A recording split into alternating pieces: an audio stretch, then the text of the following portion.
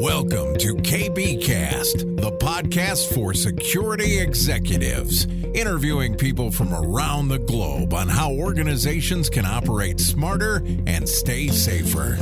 Here's Carissa Breen. I sat down with Mike from HackHunter and we had a pretty long and thorough chat. We spoke at length about Mike's career in the industry, how he's navigated through various roles before landing himself in his very own startup, and what they're doing in the field today.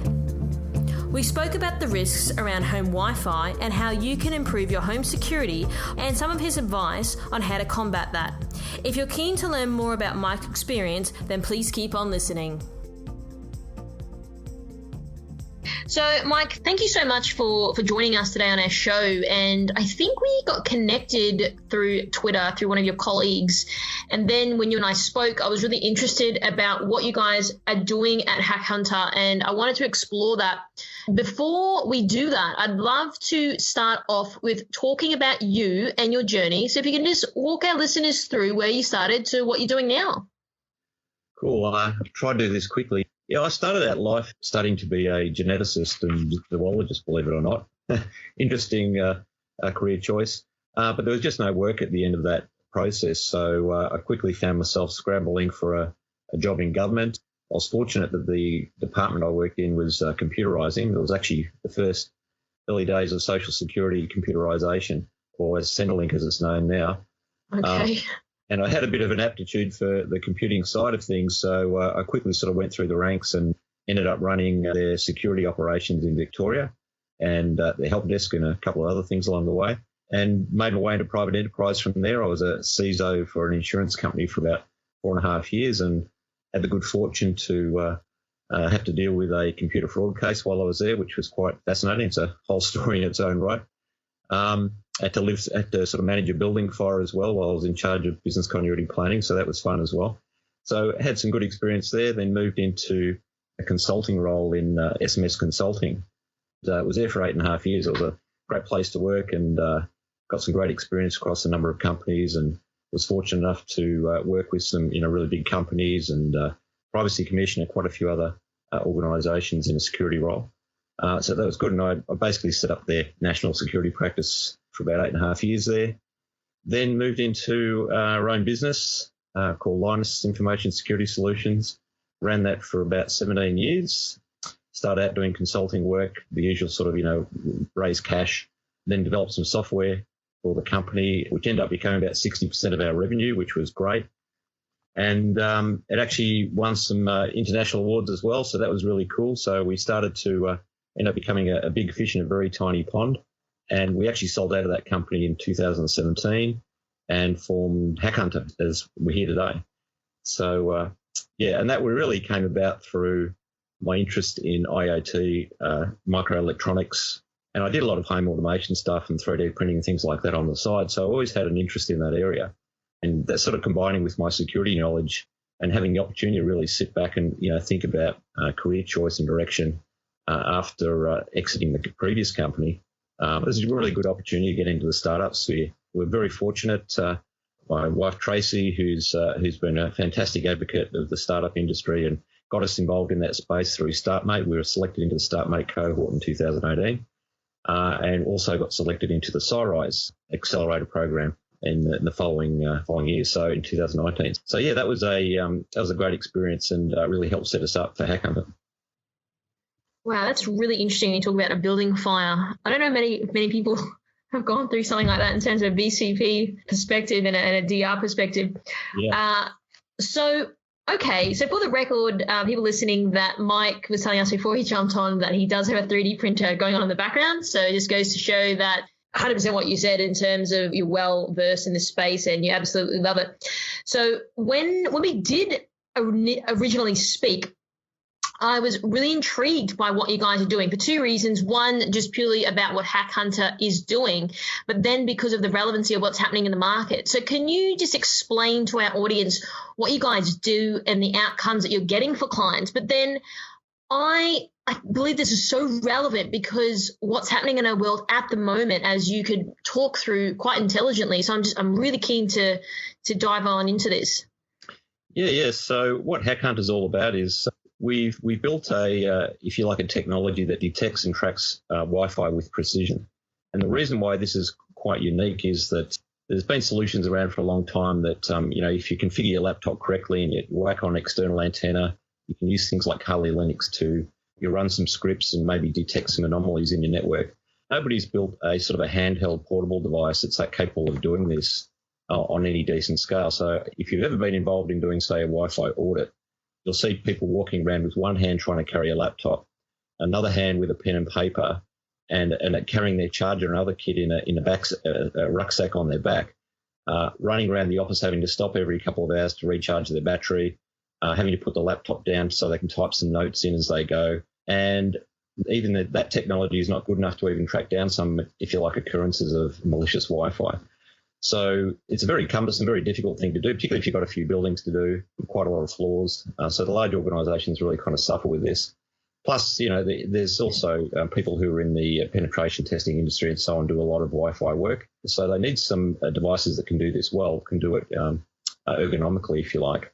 So what we developed is, think of it as we built a high-speed packet analysis engine on a chip. And what that enables us to do is that it's a bit like having Wireshark in your pocket. You can basically create a template and say, I want to make this device track down and look for a disgruntled employee by typing in the MAC address of the phone that they previously used, and it'll actually find that Wi-Fi pattern. It'll actually let you track that person down. You could say, I just want this device to tell me if somebody's attacking the network, and it'll do that. But very importantly, it'll not only detect it, but it'll actually let you walk around and track down the actual perpetrator or the device that's actually causing the problem. I'm not sure if you can get a visual, but that's the actual device, the little handheld tracking system that we use. So, and of course, it runs on batteries for about 6 or 7 hours or up to 12, 15 hours, depending on the battery you use. So you can do a full day's audit, and you can not only track things down, you can actually note them on the device, what floor I was on, did I find a bad guy or not, etc. And I think probably the most important thing to appreciate here is that a lot of people believe that, their routers are already protecting them and, we're detecting anomalies in corporate networks all the time. But they don't have the necessary technology to actually pinpoint the precise issues or the precise device that's causing it. So I'll give you an example. If I can actually hide a malicious Wi-Fi device in clothing, or you can have it in your bag, anywhere in a pocket, that doesn't matter. You could hide in the ceiling, you put in a pot plant. They're tiny battery-powered devices you would never find unless you had the ability to track these things with precision. So even the big companies who have some very sophisticated networks that can triangulate on devices that they can find, they can only tell you that device is like within a 5-metre sphere.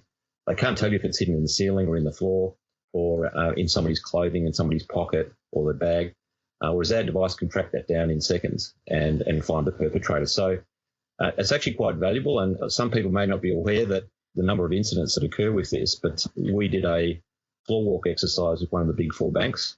We were testing out our gear. We actually found a device hidden under the floor. We found a potential state actor. We found a device hidden in a gym bag on the corner of the floor that was transmitting. And when we went up to it to actually find out what pocket it was in, it actually was remotely turned off. And this is all within a 2-day audit. That audit's only typically run once every 3 months.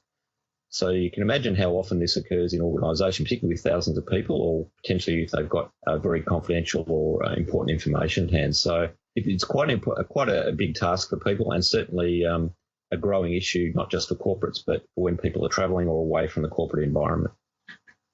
So what happened with the situation with the gym bag? Just curious. Yes. Well, basically there was nobody physically in the area, which was interesting. So that in itself is kind of like, plant something where nobody can be identified. And then when it got turned off, of course, all we could do at that point was to try and identify the actual source in the bag. But a separate team in the bank were called in to investigate that. So I wasn't privy to those final details, but I'm sure they investigated it very thoroughly. Yeah, and similarly with, there are a lot of these things aren't big issues. For example, some of the devices we found were, just purely old equipment that they forgot to turn off that was, stuck in a corner, or people who were hotspotting their phones and doing things they shouldn't do in the work environment. So a lot of it was innocent as well, but certainly a significant proportion is a big concern for these organisations. And that's in a controlled environment where the organisations have, very sophisticated networks and controls. even in those environments, they're still very vulnerable. And I think that's one of the problems with Wi-Fi itself, is that people don't realize how vulnerable the protocol is, that it's actually quite open to abuse. And it's unlikely to change for many, many years, even with the new standards that are coming in. So it's been a problem for a while. I think it's going to become more of a problem. In 2021, it's predicted that over 50% of all internet traffic will be via Wi-Fi. Mm-hmm. So that's a statistic put forward by Cisco, actually. So that'll give you an idea that even with cell networks and 5G and everything else out there that we're using to connect to the internet, Wi-Fi is still the dominant form, and it's actually growing faster than any other. So, that's an important note to take, is that this problem is not going away. So we spoke about controlled environments. Let's talk about uncontrolled environments. And I think it's pretty interesting time to be having this chat with you, Mike, because as we spoke about, we're talking more about now that people are working from home, and you sort of raised some very interesting concerns about some of the issues that are now arising. So can you talk through a little bit more from that perspective? Yeah, sure. So when you're in a corporate environment, you'll connect to a protected Wi-Fi network that usually has some pretty strong controls, certificates and a whole number of other things that might be used to connect to make sure that valid devices are connected to the network. But what people don't realize is that there's two parts to this. One is that even in that protected environment, you're still vulnerable. And secondly, you're even more vulnerable when you're at home or away from the office. So to give you an idea of how vulnerable people are, probably the easiest way to describe it is to talk about something called a man-in-the-middle attack. So if you're familiar with devices like Wi-Fi pineapples, these are devices that can generate fake access points. In other words, they look like the corporate network, but they're not the corporate network. So the way these man-in-the-middle attacks work is that all of us have a phone or a laptop, and I'm sure right now your phone remembers your home network. Is that the case? Like if you walk home, it'll automatically connect to home Wi-Fi? Yeah, I would say most people have that as well. Yeah. So what that means is you might ask the question, how does your phone automatically know to connect to the home network when you get home? And the answer is actually pretty simple. Your phone, roughly every 10 seconds, sends out a little blurb called a probe request saying, hey, home Wi-Fi, are you here? Hey, home Wi-Fi, are you here? And the minute it gets a response back saying, hey, I'm your home Wi-Fi, they connect, they exchange credentials, and the connection's made. And that all happens automatically. The phone's still in your pocket, and all of a sudden you're connected to your home network. So what a man-in-the-middle attack does, it actually sits and listens for those probe requests coming from your phone. So your phone, even when your phone is at work, if it's not connected to a Wi-Fi network, it'll be saying, hey, home Wi-Fi, are you there? Hey, home Wi-Fi, are you there? So as a hacker, all I do is listen to that. I then create an access point that looks like your home network. And when you walk past it, you'll automatically connect to the hacker's network. Mm-hmm. And then I can have full control of your communications to the internet or wherever else we want to channel those communications. So I can create fake DNS locations, fake web servers, fake banking pages, anything I want that you might want to log into, or that even is automatically happening on your phone. So your phone is actually talking to the internet all the time. So automatically that we can then sift and collect all that traffic coming through from that phone. So it is a big problem. So if I just sat in a cafe next to the front of a big office block, I could probably capture a lot of credentials of corporate employees. And if you take that to the home situation, there's even less protection for people at home. So what do you think corporations are doing? Because I'm assuming that they know this is an issue. Mm-hmm.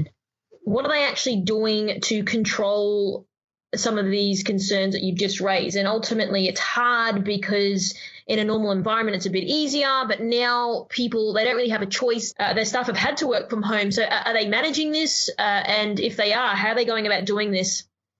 Yeah, so, all good corporations will have some standards, security standards that they want people to abide by when they're working from home. And most of those are quite sensible, but there's unfortunately not much the corporation can do from a determined attacker with the right techniques. So most corporations will ask their employees to use VPNs or virtual private networks to connect into their work environment so that all the traffic is encrypted between those 2 points so they can't be eavesdropped on or intercepted during that transaction. The trouble is that if you're a corporate employee, you can use the VPN for everything. Your kids are on the network, other people you might be using the network, you might be watching Netflix, whatever it is. You're not going to do that through a VPN all the time. So your credentials could easily be captured outside the use of the VPN. And there are vulnerabilities with VPNs as well. So there are actually a number of areas that can be exploited. And typically all I would have to do for a home network is to hack the password for your Wi-Fi network. And there are a number of relatively straightforward ways to do that. Once I had that password, I can actually capture all the traffic from your home router, every single bit, and I can store it, and then I can go away, I can decrypt it and find out every bit of information that was sent across that network. Now, a lot of people might say, look, I'm always connecting to a HTTPS site or a secure website, so my information is encrypted anyway, so even if they eavesdrop, that wouldn't be a problem. But it is a problem, and the reason is that not all these areas are encrypted. For example, your home printer, right? When you send stuff across Wi-Fi, for example, to your home printer, I guarantee you most homes' printers aren't HTTPS protected. So what that means is every time you send a document to your printer, if I listen to your Wi-Fi connection and have your Wi-Fi password for your network, I can decrypt the entire page contents of those documents anytime I want. So, a lot of people don't realize that. And certainly VPNs aren't necessarily going to solve that problem because you don't normally use a VPN to connect to your home printer. So there are a number of areas like that make home use really quite vulnerable. Now, I know that we were going to jump into more of a scenario type thing. We'll do it anyway, but I think we should also tack on some assumptions. Mm-hmm. So the scenario is Lara works as an HR consultant for a multinational, and she's now working from home on a corporate laptop, yep, which automatically connects to her home Wi-Fi. But Lara also now has 2 kids who are in school that are also leveraging the same home Wi-Fi. So over to you, Mike, to walk through some of your concerns. Yeah, so probably the first one is the password for the network itself. So most people will be using what we call WPA2 encryption on their network, and that's pretty much the standard. The problem with that is that it uses a specific method of handshaking or exchanging of credentials. And if you listen to the network, you can actually capture what's called the handshake packets for that connection, and you can use that to decrypt passwords on the network. So if a person uses a really strong password, this can be much harder for a hacker to guess. But a lot of people use the default passwords that come with the Telstra Big Pond modem or Netgear equipment or whatever it comes out. So they're actually quite easy to crack because there's a pretty standard format for the structure of those keys. And also people can use things like WPS. So WPS is a feature where if you click a button on your router and then you connect on your phone, it'll automatically set up the connection for you. You don't have to worry about typing in the credentials. And there are actually a number of attacks specifically designed around WPS to be able to hack into networks that way as well. And if you look at, this is really quite unfortunate, one of the most concerning, if you like, vulnerabilities on Wi-Fi networks is what we call a deauth or deauthentication attack. So deauth attacks work by force disconnecting devices off the network. What happens if I ran a deauth attack, for example, on your home Wi-Fi or her home Wi-Fi network? What will happen is all her network equipment will disconnect from her Wi-Fi and she won't be able to get access to the internet or a local network, anything connected via Wi-Fi. And that will continue. She'll never be able to connect those devices as long as I have that device running, generating what's called deauth packets. Now, those devices can be bought for China for a few dollars, and they're very easy to make. I've built plenty of them over time. And unfortunately, the vulnerability that causes that problem, which is known as unencrypted management frames, causes the issue. That problem was patched back in 2009, but it just shows you how difficult it is for even these patches to make their way into manufactured equipment. My Telstra router that I've got, which is only recently upgraded on the NBN, that's vulnerable to the attack as well. So, the router manufacturers are just going for the cheapest possible way to get equipment out, and they don't build these features in. Mm-hmm. So, person at home, I can actually stop them getting access to the network at all via Wi-Fi. That's number one.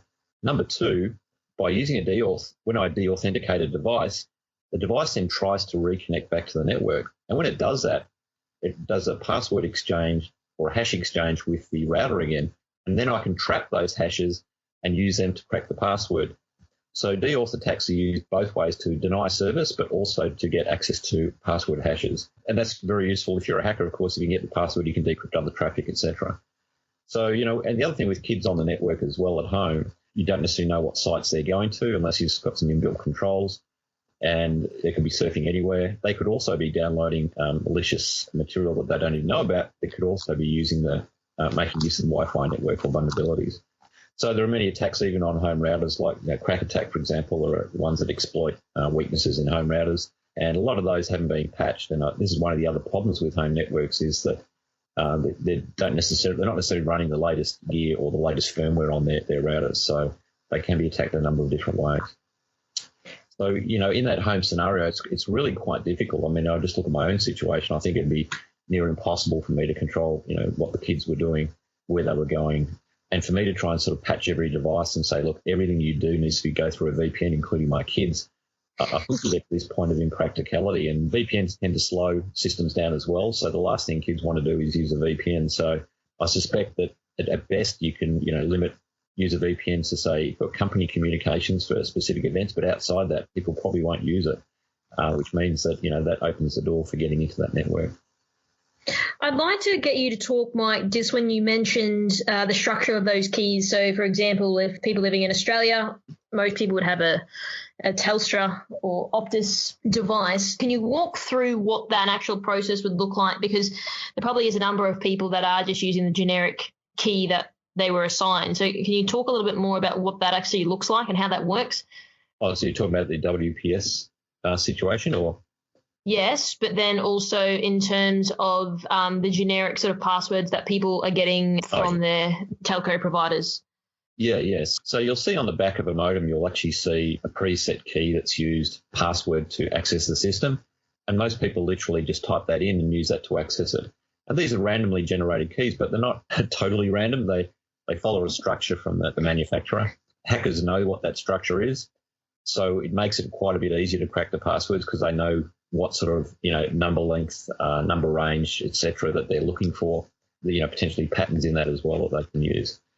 So I've got a list of kind of, the top 20 things I'd recommend people do for securing their routers. And there are a number of things people can do to make it a lot more difficult for hackers, and certainly recommended to do. But even if you do all those things like man-in-the-middle attacks are extremely difficult to protect against.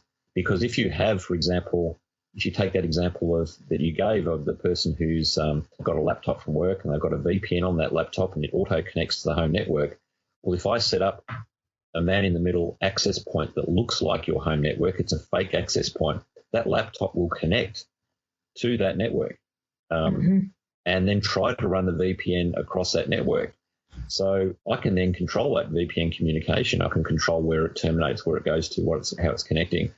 And even if it doesn't successfully connect, there are ways to capture information from that laptop prior to the VPN connecting. So there is, depending on what ports are protected under the VPN, depending on what some of the other technologies that are used, VPNs aren't a fail-safe for all communications. They tend to only protect certain communications and let other stuff pass through. So if, for example, you're connecting on a VPN, for example, and it takes a couple of minutes for the VPN connection to go, your phone or laptop could already have exchanged kilobytes, megabytes of information with the internet prior to that VPN connecting. So there's always this, opportunity before you connect where you're vulnerable, and also you've got to make sure you're connecting to the right network in the first place. Mm-hmm. So they're probably the key ones for home Wi-Fi. But yeah, denial of service is another one. So just nuisance value too. So if you did say a DAuth attack on a home network, that that can be quite annoying. You certainly wouldn't get much work done if you're reliant on Wi-Fi if somebody had one of those devices going. And I've had to deal with cases in real life where people have been domestic disputes where they've had people who understand this technology and been causing havoc on those households. So, there are malicious cases too where this occurs, not just out sort of, corporate espionage, but certainly people who are trying to create harm. One of the things I thought was really interesting that you mentioned was the manufacturers and their equipment trying to find the cheapest way. So do you think that this will evolve, that they'll try to make their equipment better? I understand their reasoning because no one wants to pay more money for stuff, but then ultimately it's opening up that sort of attack vector anyway. But do they kind of just think, well, it's not really my problem, I'm just manufacturing the stuff and then I'll be done with it? Okay, interesting. You hit the nail on the head. I'll give you some real case examples of discussions I've had.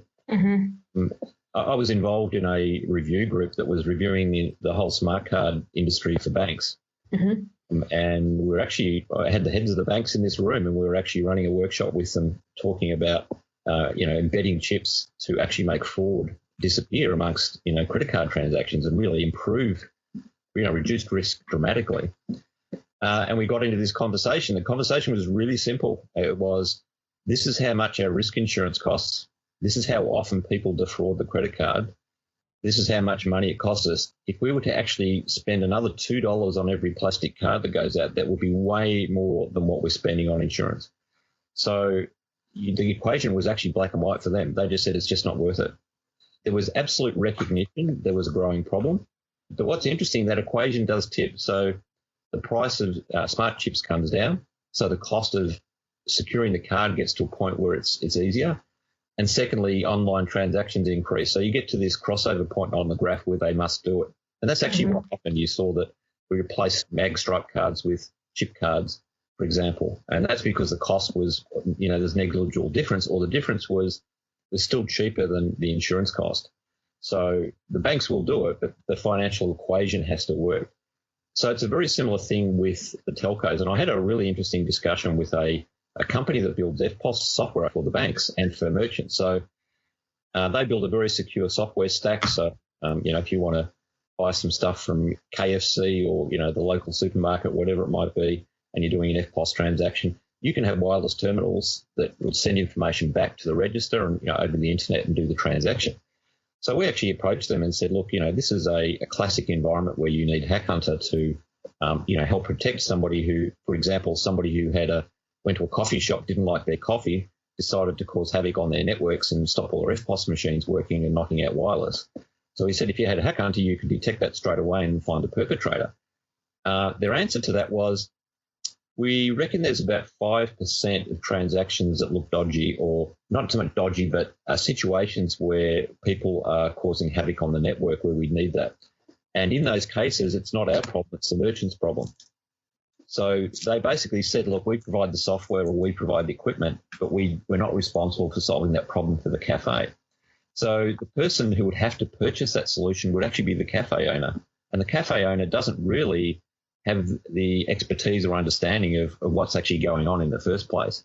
So you have this really, big divide, if you like, between people who do know what's going on, have the opportunity to fix it, simply have no financial motivation to do that. And as long as they can pass the buck on to a person and let them be the ones to deal with it, they will continue to do that. So it is potentially, over time, we might get a situation where the public become far more educated on security. They will understand what those issues are, and they will insist on manufacturers providing those features or only buy devices with those features. But, it takes quite a major awareness campaign. Not only that, it requires probably, unfortunately, a lot of people to suffer in a security context before they realise they need this.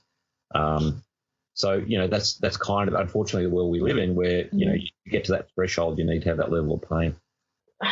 I agree with you, absolutely. And that, unfortunately, is the case before people start listening that something quite severe needs to happen. Do you think that even in the future, they may even sort of bring in like manufacturing standards for this type of equipment? Because then it's sort of, they're meeting them halfway. Yeah, so, to give you a bit of a history of this particular vulnerability in routers, as I said, it was discovered a long time ago, and it was actually the community put a patch forward in 2009. Mm-hmm. So now, interestingly enough, Microsoft were one of the first companies that patched it, because it has to be patched in the end device as well as the routers. It's not something you can just do in one piece of equipment. So what happened was, believe it or not, Apple were the problem. So back in 2009, Apple refused to put this software in their iOS devices. So what happened is, because of that, router manufacturers could not put this feature in, because then they wouldn't be able to connect to an iPhone. So they couldn't make that a mandatory default feature. And because they couldn't make it mandatory default, there was no point even including the technology, because nobody was going to switch it on who had an iPhone. Mm-hmm. So it wasn't until iOS 6 or the iPhone 6 came out that Apple actually introduced the patch. Now, that was a long time after 2009. Mm-hmm. Significant time. Millions of routers were produced, prior to Apple patching it. So the Wi-Fi consortium since then has said things like 802.11n, the Wi-Fi standard, when that came out, was suggested that encrypted management frames, which would fix this problem, was the standard part of that router firmware. but very few manufacturers implemented it because it was an opt-in. When you went to AC, 802.11 AC networks, it was seen as a mandatory requirement to get that sort of stamp of approval. But once again, it's, how many routers are actually just producing an AC connection. They'll be backwardly compatible with other standards. And what happens when you have that backward compatibility, because people have old equipment at home, is people say, look, I don't want my TV not talking to my router, so I have to use the fallback arrangement on the router, which means that I'm open to this now.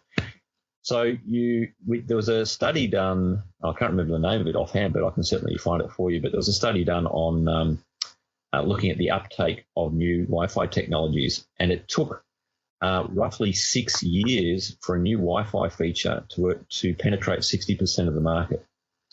Wow, 6 years, that's quite a long time. Yeah, so if you follow the same curve, let's say Wi-Fi 6 coming out, or just started to come out in routers we see today, in WPA3 standards, if you look at that, you'd say, hey, great, there's some new security features in there. They won't solve all the security problems, but there are some good security features in there.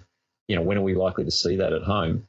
Well, I'd hate to say it, but, probably not for about, 4 or 5 years, maybe 6 years before you start to see these in the home environment. So bottom line is, unless the average mum and dad's complaining about getting attacked or being affected by this, then it's not going to change. And unfortunately, a lot of the attacks people aren't even going to know. And exactly. I was just going to say they'd have to be aware for them to complain. Wi-Fi is being attacked if you don't understand how these technologies work. So the example of where I was helping this person who was being attacked by an ex-husband of his sister, it was a really serious situation where the person was not only hacking their network and getting access to information and stopping them use the network, they're hacking into their cell phone systems, the whole bit. So it was really quite sophisticated. It might sound like this person was paranoid, but, if you know enough about the industry, you know that he was actually telling the truth. So, these people just can't get help. This person actually tried ringing specialist IT companies, ringing the police, the federal police, various government bodies. Not a single person offered help. And he was actually almost in tears when we said, we're happy to see what we can do to help him. So that was kind of a fascinating insight into the industry as well, that even when you've got this person who's actually quite technically able, they had realized they had a serious problem, they couldn't even get help from the general industry. So, it's kind of like, sink or swim on your own a little bit. You've got to really kind of find these kind of solutions yourself, which is really kind of a sad position, but I suspect people will become more savvy over time. So because people are working from home and probably will be doing this type of work from home, or they're doing it on rotation throughout their working week for the foreseeable, how should companies be changing the conversation around protecting all of their endpoints? One of these is just good hygiene. So, making sure that there's a nice little checklist. It's things like having strong passwords, putting what we call MAC address controls on devices, which means that only certain devices can connect. Hiding your SSID. There's a whole heap of them, and I'm happy to share that information if anybody's interested. But certainly, that's one thing, that sort of hygiene aspect about doing some basic protection. But the other aspect is certainly using VPNs where possible. But the other one, I think really, really importantly, is I think corporations need to step up and provide some sort of surveillance and, measurement systems on endpoints for their corporate citizens. So rather than just saying, hey, it's not my network and, it's not my responsibility, I think they need to put some sort of IoT devices out there that can sit and watch for this stuff, and they can report back to base and they can keep these people safe. I'm concerned about that reliance on the staff member to do everything themselves. I just think that's a fail. You might be lucky if you've got a few IT people who understand this stuff, might be able to implement this properly. But I suspect, it's going to be a small percentage of people who will be able to do this well. No, you're absolutely right. Do you think companies are sort of doing this type of monitoring at the moment, or not really? From my own experience, no. And part of the sort of the corporate culture, which suggests that, the buck stops at the corporate head office, right? So, what you do at your home is your own business. And I've had quite a few conversations with some senior execs in large corporations about this very issue.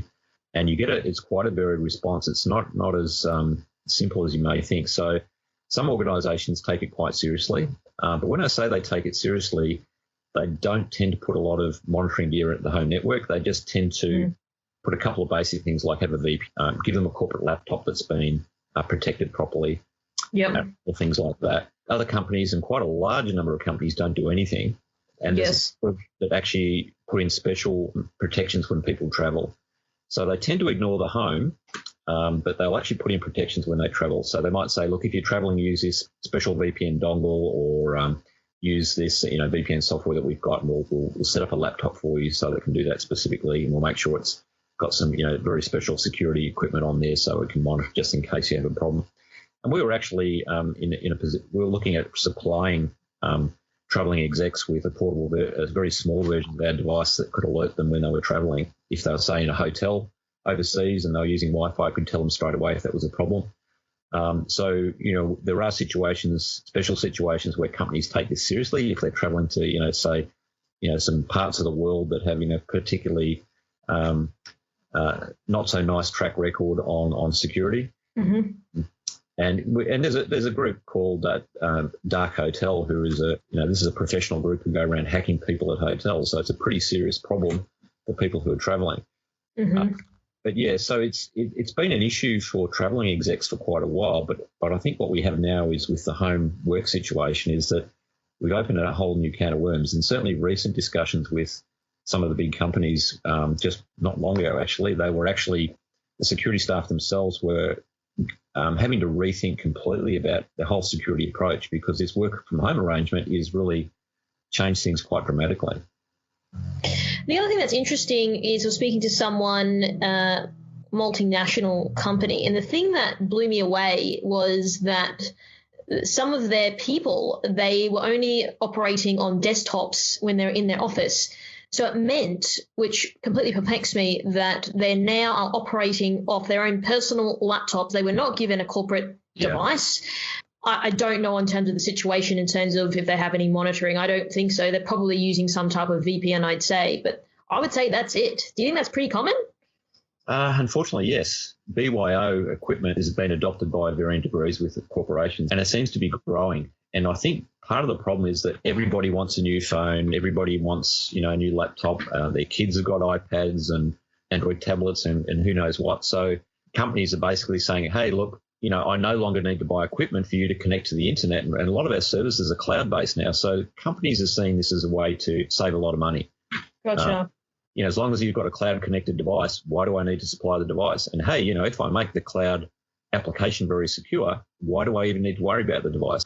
Just trusting in that alone, that, the device doesn't need to be secure, is a bit naive. And the Wi-Fi router is part of that device environment. So it's going to open up a real problem for companies who have that attitude. I think partly it's naive. I think partly it's just historical. Mm-hmm. And I guess the other sort of complexity, adding to your points, would be because this wasn't a planned thing. They're just like, we just need to get people working. So yes, it's not the best solution. Just utilize a VPN. You've got to use your own laptop. But I mean, like you said, if you had to go out and buy thousands of new laptops, like the procuring of those types of laptops may become difficult, just like when they were trying to procure even basic medical, and then sort of trying to go about navigating that would be another huge program of work. So I think that I understand the sort of situation. I was just really curious and asking that. It is common, and it is. But what I'd like to ask you, and to wrap up our conversation, because it's been incredibly insightful, is what do you sort of see on the horizon for this space when it comes to staff working from home, in terms of the present of what's happening, but then also for the foreseeable future? This is an interesting one, because I always like sort of looking into the future a little bit and seeing, what the world's going to look like. Having go through the COVID work from home situation, and gosh, the sheer scale of that worldwide, it's hard to imagine it's going to go back to the same. And I've had a couple of conversations with friends of mine who work, one works in a major bank, and another one, I can't remember what organisation they work for, quite a large one, but in both cases, they said that the corporation has turned around and said, we're actually going to adopt work from home as a mainstream solution, and we're not going back to the office for a lot of people.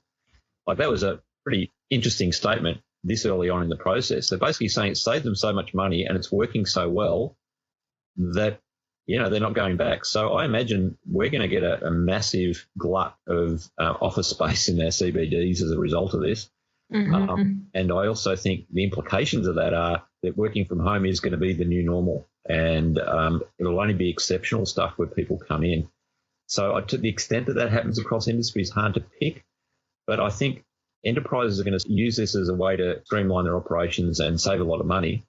And I suspect that there won't be an equal injection of security put into that to fund that process as much as I would like. But nevertheless, I think that's where it's going, and I think the enterprises are going to need to take on a lot of responsibility to secure that work environment from home. The way I kind of think of it is, in the office, you have to make sure the ergonomics of your chair are right. That you've got lumbar support, and you don't get carpal tunnel syndrome from typing at a angle, etc. The responsibilities for the work environment need to be shifted to home, and there's no reason why an employer should say, "Hey, I care what chair you sit on at work, but I don't care what chair you sit on at home." They need to kind of have the same philosophy around security at home as well. And I extend that beyond just Wi-Fi as well. I mean, there are other aspects like securing the house itself, securing equipment, locks on doors, alarm systems. You could go overboard here, but, if you've got somebody who's a high-level C-level exec in an organisation who's privy to very sensitive information, I'd be treating the home work environment as a place that needs to be secured in totality. No, you're absolutely right. And I think those are really, really great insights. And I've definitely heard it from a range of other people I've been interviewing on our podcast as well. So, Mike, I really, really love the chat. I got a lot of information out of it. I think our listeners did as well. It gave another perspective on what's sort of happening in terms of the way our economy actually is moving forward with the working from home situation. And if people are wanting to reach out to you, perhaps they've got a question that I didn't personally ask you, how can they go about doing that? You can send an email to info@hackhunter.io. We'll get back to you as soon as we can. And if, there's certain resources that hopefully we can point people in the right direction for good health and safety. I mentioned that sort of checklist for Wi-Fi and so on. So some of those things we're trying to publish on our website, and we'll do that over time. So you can look at the HackHunter.io website as well. It's still under development. There's a few little things that we're doing with it, but certainly there's contact information there as well if you need it. Awesome. Well, I really enjoyed the conversation. I think that you provided a wealth of information, and I'm really pleased to have you on the show. So thank you very, very much for your time. Thank you, Carissa. Appreciate it. Thanks for tuning in. As always, we hope you got some new ideas or ways of thinking from this episode. And remember, you can always reach out to our guests if you do have more questions. Don't forget to subscribe to this podcast, and we always love to hear your feedback. So leave a review on iTunes and we might just give you a shout out on a future episode. You can find me on LinkedIn as well as on @IamCarissaBreen on Twitter and Instagram. And if you'd like to know more about how we help tech companies, check out CarissaBreenIndustries.com. Until next time, stay safer.